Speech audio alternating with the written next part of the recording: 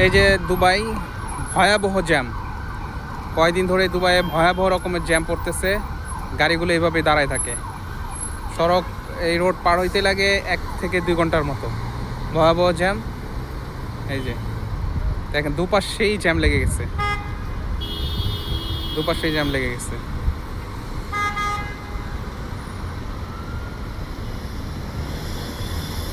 বাংলাদেশেও জ্যাম লাগে, বাংলাদেশে তো আরও কঠিন জ্যাম লাগে, কিন্তু দুবাইয়ের আবার সুবিধাটা কি, এখানে আবার রিক্সা টিক্সা বেবি মানে হাজার রকমের যান নাই, এখানে শুধু একটাই আপনার হচ্ছে বাস, পাবলিক বাস আর হচ্ছে গাড়ি।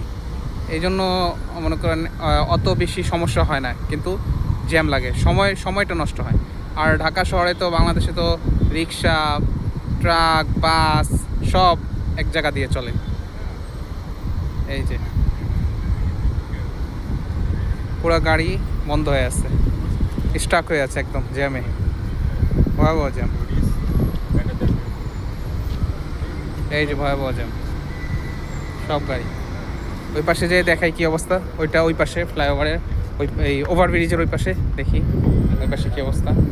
এই যে ওই পাশে, এই পাশে এই যে গাড়িগুলো সব দাঁড়িয়ে আছে, গাড়িগুলো সব দাঁড়িয়ে আছে এখানে, জ্যাম।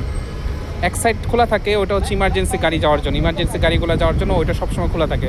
ওদিকে ইমার্জেন্সি গাড়িগুলো যায়, যাদের সমস্যা তারা ওই সাইডটা চলতে পারে।